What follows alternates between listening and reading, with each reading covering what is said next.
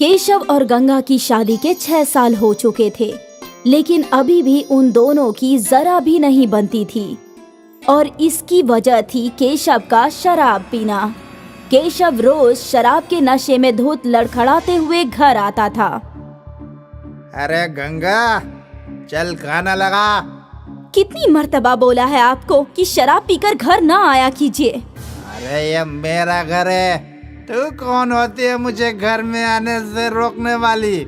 मैं आपकी बीवी हूँ और ये आपका बेटा सौरभ, और सौरभ को आपसे बेहद खौफ होता है। कम से कम इसके लिए तो शराब से तौबा कर लीजिए। ये मेरा बेटा है, मुझसे खौफजदा कैसे होगा? तो कुछ भी अनाप शनाप बकती है। सौरभ, अरे सौरभ। सौरभ अपने वालिद से खौफजदा होकर अंदर के कमरे में भाग जाता है। तूने मेरे बेटे को बुज़दिल बना दिया है। और नशे की हालत में केशव गंगा को पीटने लगता है। ये सब रोज का था। केशव रोज शराब पीकर आता और नशे में अपनी बीवी को मारा करता था। केशव का बेटा सौरभ उससे बेहद खौफ खाता था और वो अक्सर किसी कोने में छुप जाया करता था। एक रोज की बात है, गंगा ने फैसला कर लिया था कि आज वो केशव के इस रोज रोज के शराब की परेशानी से निजात पाकर ही रहेगी। इसलिए गंगा ने अपने वालिद मधुकर राव को घर बुलाया। अब्बूजान, अब ये रोज का हो गया है। ये नशे में धुत आते हैं और मुझे मारते पीटते हैं, और अब तो सौरभ अपने वालिद से खौफ खाने लगा है। तू फिक्र ना कर, मैं दामाद जी से बात करूंगा। बाप बेटी केशव के घर लौटने का इंतजार करने लगे। कुछ देर बाद केशव आया, लेकिन वो नशे में धुत था। अरे गंगा, अरे ससुर जी, कब तशरीफ लाए? गंगा, अपने वालिद का अच्छे से ख्याल रखो, उन्हें अच्छा अच्छा खिलाओ पिलाओ। मैं यहाँ खाने पीने नहीं बल्कि आपसे बात करने के लिए तशरीफ लाया हूँ दामाद जी। मुझसे बात करने? किस मुतालिक? आपकी इस रोज रोज की शराब पीने की आदत के मुतालिक। दामाद जी, आप होशियार हैं, आप जानते ही होंगे कि शराब की आदत की वजह से आपकी खानदानी जिंदगी खराब होती जा रही है। आपका तो बेटा भी आपसे खौफजदा रहने लगा है। बस ससुर जी, ये मेरा खुद का मामला है, आपको इस मामले में बोलने का कोई हक नहीं है। मुझे अपनी बेटी और नवासे की बेहतरी के लिए बोलने का हक है। वो आपकी बेटी थी, अब मेरी बीवी है। मैं उसे जैसे रखूं उसे रहना पड़ेगा, चाहे मैं उसे मारूं, पीटूं या कुछ भी करूं। नहीं दामाद जी, आप ये गलत फरमा रहे हैं। वो अभी भी मेरी बेटी है। मैं उसे आपके साथ मार खाने के लिए नहीं छोड़ सकता। तो ले जाइए अपनी बेटी को अपने साथ। मैं भी देखता हूँ कितने रोज रखेंगे। चलो बेटी, अब इस इंसान से बात करना भी बेकार है। लेकिन सौरभ, अम्मी मैं आपके साथ ही रहूंगा। हाँ, तू भी चला जा, अपनी अम्मा का पल्लू थाम कर। चलो गंगा, अब यहाँ रहने का कोई फायदा नहीं है। ठीक है। गंगा और सौरभ मधुकर के साथ रुखसत हो लिए। मधुकर राव गांव में रहते थे। उनका आम का बगीचा था। नाना, इतने सारे आम, ये सब तो मैं खाऊंगा। हाँ हाँ, खा लेना, ये सब मैंने तुम्हारे लिए ही तो उगाए हैं मेरे बच्चे। सौरभ नाना के घर पहुंचकर बेइंतहा खुश था, लेकिन गंगा परेशान थी। वो खर्चे का सोच रही थी। अब्बूजान, मैं यहाँ तो आ गई, लेकिन मेरी वजह से आपके खर्च में इजाफा हो जाएगा। इन आमों को फरोख्त कर जैसे तैसे आपका गुजारा हो रहा था। अब हम दोनों का भी बोझ आप पर आ गया है। अब सब कैसे मुमकिन होगा? इतना मत सोच गंगा, वो ऊपर वाला है ना, वो कोई ना कोई राह जरूर दिखाएगा। मैं खुश हूँ कि तुझे उस शराबी शौहर के साथ रहना नहीं पड़ रहा है। ऊपर वाला सब ठीक कर देगा। ठीक है। गंगा ने घर का सारा काम संभाल लिया। अब मधुकर राव पूरा वक्त अपने आम के बगीचों में अपने नवासे के साथ गुफ्तगू करने में गुजारते थे। नानू जान, वो पेड़ आपने कब लगाया था? वो दरख्त शायद जब तेरी अम्मा तेरी उम्र की होगी तब। बाप रे, और वो सबसे बड़ा वाला? वो मैंने नहीं लगाया बेटे, वो तो मेरे वालिद साहब ने लगाया था, मेरी पैदाइश से भी कबल। मतलब वो आपसे भी बड़ा है? हाँ। तभी गंगा सबके लिए चाय और नाश्ता लेकर आई। बहुत हो गई गुफ्तगू आप दोनों की, थोड़ा नाश्ता कर लीजिए। अरे गंगा, काफी रोज हो गए तेरे हाथों की वो लजीज चटनी खाए हुए। देख, आम भी कच्चे हैं, वो चटनी मिल जाती तो मजा आ जाता। ठीक है अब्बूजान, आज बनाती हूँ, शाम को ले आऊंगी। अरे वाह। मधुकर और सौरभ चाय के साथ नाश्ता करने लगे। गंगा बावर्ची खाने लौटी और वो मसालों से चटनी बनाने लगी। कुछ ही देर में उसकी चटनी तैयार हो गई। अब ये तैयार है। गंगा चटनी लेकर बागीचे में लौटी तो वहाँ मधुकर के 2 दोस्त भी आए थे। अब्बूजान, चटनी बन गई है। बहुत खूब, इन दोनों को भी खिलाओ। जरूर अब्बूजान। गंगा ने 2 कच्चे आम काटे और उन्हें चटनी लगा दी और सबको खाने को दिया। कच्चे आम का जायका लेते ही अरे वाह, ये तो बहुत खूब है, चटकदार। मैंने कहा था ना, मेरी गंगा बहुत अच्छे कच्चे आम की चटनी बनाती है। हाँ भाई, अगर ये कच्चे आम की चटनी बनाना शुरू कर दे तो हाथों हाथ सब खत्म हो जाएगी, लोग दीवाने हो जाएंगे। हाँ हाँ बेशक। ये बात सुनकर गंगा सोचने लगी, वैसे भी मैं खर्चे का सोच ही रही थी। अगर कच्चे आम फरोख्त कर मुझे पैसे मिले तो हमारी सारी परेशानियां खत्म हो जाएंगी। क्या हुआ गंगा? अब्बूजान, मैं सोच रही हूँ कि जैसे चाचा ने कहा, कच्चे आम का कारोबार कर लूं। कम से कम कुछ तो आमदनी होगी। वैसे तरकीब बुरी नहीं है, मैं भी तुम्हारा साथ दूंगा। और अगले ही रोज से कच्चे आम का ठेला लगाना शुरू कर दिया। उसके ठेले पर कच्चे आम देखकर, ये कच्चे आम कितने के दिए? 15 रुपए प्लेट। मुझे 1 प्लेट दे दो। गंगा ने उस खातून को 1 प्लेट कच्चे आम दिए और 15 रुपए ले लिए। वाह, इतना जायकेदार कच्चे आम मैंने पहले कभी नहीं खाए। इसके बाद कई और खरीदारों ने गंगा के कच्चे आम की तारीफ की। पहले ही रोज गंगा के कच्चे आम मशहूर होने लगे थे। शाम तक सारे कच्चे आम खत्म हो चुके थे। गंगा ने ठेला बंद किया और अपनी पहली कमाई देखकर वो बेहद खुश थी। वो खुशी खुशी घर लौटी। कैसा था आज का दिन? बहुत अच्छा अब्बूजान, लोगों को मेरे कच्चे आम बेहद पसंद आए। कितने सारे लोगों ने मेरी तारीफ की। और तो और ये देखिए आज की कमाई।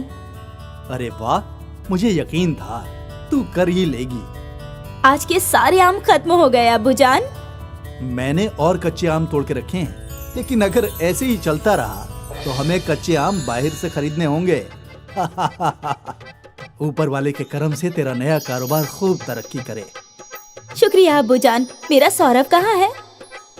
वो खेल कूद कर थक गया था, मैंने उसे खाना खिला दिया और फिर वो सो गया। अब्बूजान, आप हमारा साथ नहीं देते तो हमारा क्या होता? मेरी बिटिया, मैं अपने दुख्तर का साथ कैसे नहीं देता? तू तो मेरी गुड़िया है, मेरी परी, और तू कभी भी मुझ पर बोझ नहीं बनेगी। गंगा ने अपने वालिद को गले लगा लिया और शुरू हो गए खुद इन्हीं सारी की मुहिम। गंगा रोज कच्चे आम फरोख्त करती और उसके वालिद साहब उनकी मदद करते, सौरभ को संभालते। अब गंगा को अपने शराबी शौहर की कोई जरूरत नहीं थी। सही कहा था मधुकर राव ने, बेटियां बोझ नहीं होती। सोनू एक कबाड़ी था। वो घरों के कबाड़ इकट्ठा करके फरोख्त किया करता था। उसे मजबूरन ये काम करना पड़ता था। सब इतने अच्छे कपड़े पहनते हैं, मालूम नहीं मेरी जिंदगी में अच्छे कपड़े कब नसीब होंगे। लगता है जिंदगी कबाड़ों के बीच ही गुजर जाएगी। एक रोज उसे रेहड़ी पर आम फरोख्त करता हुआ नजर आया, जिन्हें देखकर उसके मुंह में पानी आ जाता है। वो रेहड़ी वाले के पास जाता है। भाईजान, एक आम दे दो, बहुत भूख लगी है। 30 रुपए का एक आम है, ला 30 रुपए। मेरे पास पैसे नहीं है। तो मेरे पास आम भी नहीं है, चल दफा हो जा। दुकानदार उसे धक्के मारकर वहां से भगा देता है। सोनू ललचाई नजरों से आमों को देखता हुआ वहां से चला जाता है। चलते चलते वो एक पार्क में पहुंचता है। वहाँ पर प्रकाश और अनिल नाम के दो लड़के आम खा रहे होते हैं। हाँ भाई, यार देख मेरे अब्बा कितने अच्छे आम लेकर आए हैं। अरे वाह, आम तो देखने में बहुत ही अच्छे लग रहे हैं। चल जल्दी से निकाल और खाते हैं। ये कोई आम नहीं है, बहुत खास आम है। महंगा भी बहुत होगा, बहुत महंगा है। मेरे अब्बा ने बाहर से मंगाया है।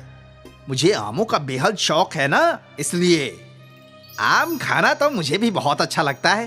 अब और सब्र नहीं हो रहा, जल्दी से आम निकाल, खाते हैं। अनिल और प्रकाश आम को खा ही रहे होते हैं, तभी वहाँ सोनू पहुँच जाता है और उन्हें आम खाता देख अपने होठों पर जीभ फिराता है। अरे इस कबाड़ी को देख, हमें आम खाता देख कैसे ललचा रहा है। क्या आंखें फाड़ कर देख रहा है? क्या कभी आम नहीं देखा? आम खाना है क्या? सोनू हाँ में गर्दन हिला देता है। वो उसकी जानिब आम बढ़ाते हैं। जैसे ही सोनू आगे बढ़ता है, वो आम को पीछे खींच लेते हैं और सोनू आम को पकड़ने के लालच में मुंह के बल गिर जाता है। आया बड़ा आम खाने वाला, औकात है तेरी? औकात तो गुठली के लायक भी नहीं है। कितना महंगा आम है, इसकी खुशबू लेना भी महंगा पड़ सकता है तेरे को।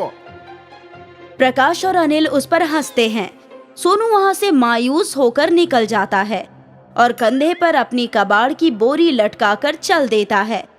चलते चलते उसे एक साधु बाबा नजर आते हैं जो बेहोश होकर जमीन पर गिरे हुए होते हैं। वो उन्हें देखकर उनके पास दौड़कर जाता है। बाबा, क्या हुआ? आप बेहोश कैसे हो गए? मुझे इन्हें पानी पिलाना चाहिए। सोनू भागा भागा पास के दरिया से पानी लेकर आता है और साधु बाबा के मुंह पर छिड़कता है। साधु बाबा को होश आ जाता है। सोनू को अपने पास देखकर साधु महाराज उससे कहते हैं, कौन हो तुम और यहाँ क्या कर रहे हो? और मैं जमीन पर कैसे गिरा? मुझे कुछ याद नहीं है। साधु बाबा, गर्मी होने की वजह से आप बेहोश हो गए थे। मैंने पास के दरिया से पानी लाकर आपके ऊपर छिड़का और पिलाया है, जिसकी वजह से आपको होश आ गया। तुम्हारा बहुत बहुत शुक्रिया बेटा कि तुमने मेरी फिक्र की। बाबा जी, ये तो मेरा फर्ज था, लेकिन तुम इतने मायूस क्यों नजर आ रहे हो? तुमसे किसी ने कुछ कहा है क्या? सोनू साधु को सारा वाकया बताता है और अपने आम खाने की ख्वाहिश को जाहिर करता है। साधु सोनू की बात सुनकर उसको तसल्ली देते हैं और कहते हैं, सोनू, तुमने मेरी मदद की है। मैं तुम्हें ये कमंडल देता हूं। इसमें से आमरस निकलेगा। उसको जितनी बार तुम पलटोगे उतनी बार आमरस निकलेगा। अब तुम जितनी बार चाहो और जितना चाहो आमरस पी सकते हो। साधु सोनू को कमंडल दे देते हैं। कमंडल पाकर सोनू बेहद खुश होता है और जी भर के आम रस पीता है। अपने साथ साथ वो और गरीब लड़कों को भी आम रस पिलाता है। आम रस पीना जिनकी कुव्वत में नहीं था। एक बार जब सोनू कमंडल में से आम रस निकालकर पी रहा था और अपने दोस्तों को पिला रहा था, तब अनिल और प्रकाश उसे देखते हैं। प्रकाश, ये तो वही लड़का है ना जिसको हमने आम खाने नहीं दिया था और उसको धक्के देकर भगा दिया था? ये तो वही कबाड़ी है ना? हाँ, है तो वही, लेकिन वो तो कबाड़ी था। उसके पास इतने महंगे आमों का आमरस कहां से आ रहा है? और इतना सारा आमरस कि वो बाकी के बच्चों में भी बांट रहा है। इसका तो इल्म करना ही होगा।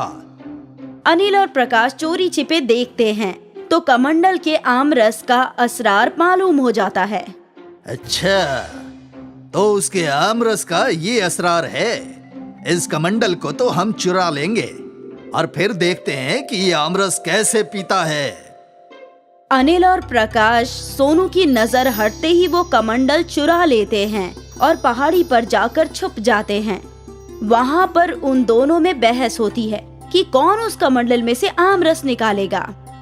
ला प्रकाश, मुझे कमंडल दे, आमरस निकाल कर पीते हैं। मैं कमंडल क्यों दूं? मेरे हाथ में है कमंडल, तो आमरस मैं ही निकाल कर देता हूँ। नहीं नहीं, कमंडल से आमरस तो मैं ही निकालूंगा। अगर हिम्मत है तो मुझसे हासिल करके दिखा। आमरस का कमंडल मेरे पास है और मैंने कमंडल चुराने में मेहनत ज्यादा की है, तो कमंडल का आमरस मेरा हुआ। मैं तुझे थोड़ा सा दे दूंगा। प्रकाश और अनिल उस कमंडल के लिए आपस में झगड़ा करने लगते हैं। तभी कमंडल उनके हाथ से गिर जाता है और आमरस बाहर गिरना शुरू होता है। जितनी बार वो पहाड़ी से टकराता है उतनी मर्तबा कमंडल से आमरस निकलता है, जिसकी वजह से वहाँ सैलाब आ जाता है। मैंने कहा था ना, कमंडल मुझे दे दे, मैं इसमें से अच्छी तरह से आमरस निकाल लूंगा। लेकिन तू है कि मेरी सुनता ही नहीं। अब जितनी मर्तबा ये पहाड़ी से टकराता है उतनी मर्तबा इससे आमरस निकलता का निकलता जा रहा है। इसी तरह ये निकलता रहा तो सैलाब आ जाएगा। अब मुझे क्या मालूम था इसका जादू इतना ज्यादा चलेगा कि सैलाब आने की नौबत आ जाएगी। देखते ही देखते पूरा मोहल्ला आमरस के सैलाब में डूब जाता है। सभी लोग उस आमरस में तैरते हुए नजर आते हैं। सबके घरों में आमरस पहुंच जाता है। जैसे ही सोनू को आमरस के सैलाब की वजह का अंदाजा होता है, वो उस कमंडल को तलाशने के लिए निकल जाता है। वो सैलाब में चलता हुआ कमंडल के पास पहुंच जाता है। इस कमंडल के आमरस से तो सैलाब ही आ गया। इस सैलाब को कुछ भी करके मुझे खत्म करना ही होगा, नहीं तो सब कुछ तबाह हो जाएगा। सोनू उस कमंडल को अपने हाथ में लेता है और कमंडल से कहता है, कमंडल कमंडल, इस आमरस के सैलाब को वापस अपने अंदर ले लो। अगर तुम इसी तरह आमरस को बाहर करते रहोगे तो पूरी दुनिया ही इस आमरस में डूब जाएगी। तुमसे गुजारिश है कि इस आमरस को अपने अंदर वापस ले लो। कमंडल सारा आमरस अपने अंदर समेट लेता है और सब कुछ कब्ल की मानिंद हो जाता है। अब सोनू उस कमंडल को लेकर उस साधु बाबा के पास जाता है। साधु बाबा, इस कमंडल की अब कोई जरूरत नहीं है। इस कमंडल की वजह से तो पूरा आम का सैलाब ही आ गया था। मुझे तो बस थोड़ा सा आमरस चाहिए। मैं नहीं चाहता कि इस कमंडल के आमरस से फिर से कोई परेशानी हो। तो तुम क्या चाहते हो ये बताओ। साधु बाबा, मैं आपको ये कमंडल वापस करना चाहता हूं। आप इस आमरस के कमंडल को वापस ले लीजिए ताकि आगे कोई परेशानी ना हो। ठीक है, ये कमंडल तो मैं वापस ले लेता हूं, लेकिन हाँ, जब भी तुम्हें आमरस पीने का दिल करे तो तुम मेरे पास आ जाना। मैं इस कमंडल से तुम्हें बहुत सारा आमरस पिला दूंगा। जी बाबा जी, जब मेरा आमरस पीने का दिल करेगा तब मैं आपके पास ही आ जाऊंगा। लेकिन इस कमंडल से आमरस नहीं लूंगा, क्योंकि इंतहाई हर चीज की बुरी होती है। एक ना एक दिन कोई चीज ज्यादा होने की वजह से हम मुसीबत में आ जाते हैं। जितना है उतने में ही मुतमईन रहना चाहिए। तुमने बिल्कुल सही कहा। लालच बहुत बुरी चीज होती है। लालच में आकर ही अनिल और प्रकाश ने ये कमंडल चुराया, जिससे मुसीबत खड़ी हो गई। साधु से दुआएं खैर लेकर सोनू वहां से चला जाता है और फिर अपने कबाड़ फरोख्त करने का काम शुरू कर देता है। अब उसको किसी भी चीज को खाने का दिल करता है तो वो साधु बाबा के पास चला जाता है। वो अपने नेमतों से उसे वो चीज दे दिया करते थे, लेकिन वो कभी भी लालच नहीं किया करता था, क्योंकि उसने लालच का अंजाम देख लिया था। वहीं अनिल और प्रकाश को भी सबक मिल जाता है। वो अब किसी गरीब को परेशान नहीं करते हैं और कभी लालच नहीं करते हैं।